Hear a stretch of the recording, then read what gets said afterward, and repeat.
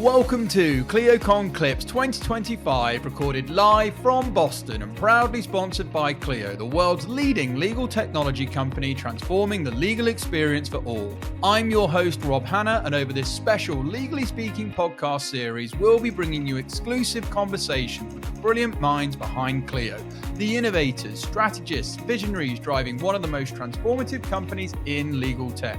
Across these interviews, we'll explore how Clio is uniting brilliance across teams, technology, and communities worldwide, from AI and data to leadership, culture, and the future of client experience. You'll hear from people shaping what's next for law and redefining what's possible for legal professionals everywhere. So whether you're a lawyer, technologist, or leader passionate about innovation, you're in the right place. This ClioCon Clips 2025 is where brilliance meets purpose and the future of law takes shape.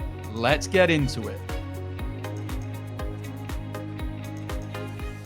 Welcome to the Legally Speaking podcast, recording live here from Boston for ClioCon Clips 2025 series, sponsored by Clio, and I'm joined by name, title, and organisation. Hi, I am Denise Farmer, and I am Clio's General Manager for APAC. You sure are. And before we get into some exciting conversation today, please give us a fun fact that people here at ClioCon may not know about yourself. About myself, the only fun fact that is jumping into my head right now is that my niece can recite pi to 1,151 places, which makes her the top recorded British female ever, I believe. Is that a fun fact? That's an incredible fact. And well done her. That is an incredible achievement. I don't know why that was the one thing that popped into my head on the spot, but there you go. No, I'm here for it, and we appreciate that. We appreciate diversity of facts. So we had a whole raft. But let's talk about all things Clio then, because you've spent years transforming legal tech in the APAC region specifically. What's unique about how firms there are embracing innovation? I think there's a few different things that are unique to the APAC region. The first that springs to mind is it's just a very rich and diverse region. So you've got, what I would call economies or countries that are further along on the tech journey and in terms of tech adoption, and others that are maybe at the beginning of digitization journeys. So that richness and that diversity is probably one of the most exciting and interesting things about the region. Yeah, and what's been exciting about ClioCon this year is the theme, Uniting Brilliance, and I've seen it throughout. But from your perspective, how does Uniting Brilliance apply when you're building connections across such a diverse region? I think it's just finding like-minded people that have the same ambition in mind, which is, whether that's helping law firms become more efficient, whether it's improving access to justice. There's just a bunch of like-minded people working across the different jurisdictions in the region who have similar goals in mind. So that would be my interpretation of Uniting Brilliance in the APAC region. Yeah, and you're clearly doing it, and it's been so successful seeing what you've been doing out there from a Clio perspective, sort of looking from the outside in. Okay, what are the biggest opportunities you see for AI and cloud adoption in APAC for law firms specifically? Yeah, I think there's a couple of ways that I look at that. There's a Goldman Sachs stat that I always come back to, which states something like 44% of legal tasks have the potential to be automated. So there's just an incredible individual productivity gain at the individual lawyer level. And then when I think about that collectively across the legal services industry, that's a huge sort of collective productivity gain. So I think that's the first game-changing aspect to the potential for the adoption of artificial intelligence in the region. And then I think the second factor is just, let's make happier lawyers. Who doesn't want to get rid of some of the drudge work out of their day? And whether that means growing your firm or whether that just means more time to, kick back with the kids or whatever is your vibe.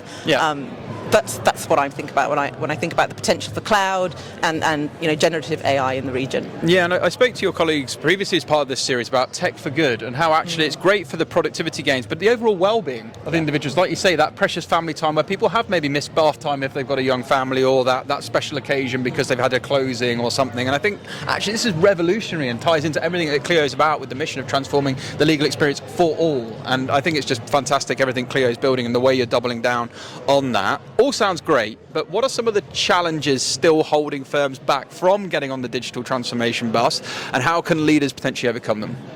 I think couple of things.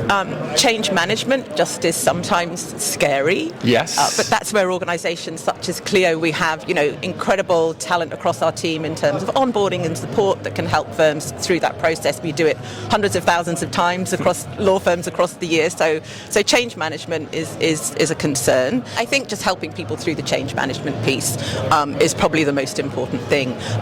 Good planning. I think the other part that's been a little bit unhelpful as well, unhelpful headlines. Yeah. I think clickbaity, unhelpful headlines don't help. So just providing real-world advice and guidance. And I think some of the law societies and people like that in our region are doing really a good job of establishing guardrails and guidance notes and things like that lawyers in region can turn to as well, that will also help to calm some of those concerns and give a more realistic framework for firms to work to. Yeah, absolutely. There's definitely more substance underneath the headline. Yeah, absolutely. And read the whole thing before taking a view as well. And talking of societies then, how do partnerships with law societies and universities help drive change in the region specifically? Yeah, in a couple of different ways. So we work very closely with law societies such as the Law Society of New South Wales, and we also have community programs as well with universities. We've got a few universities in Australia as well that we work with, and I think that just lends an enormous amount of credibility to what we're doing, and gives reassurance to practitioners as well. Yeah, no, absolutely. And something else I know Clio is exceptionally passionate about, and Jack really talked about this in his keynote, is access to justice. Yes. And so, how do you see technology improving access to justice, particularly across the APAC region? Yeah, I think it is about that collective productivity gain. It frees lawyers up to do a few different things, and I can think about some specific examples in my region where law firms that we work with and partners that we work with, they can get through cases faster, so it frees up time to do pro bono work, for example.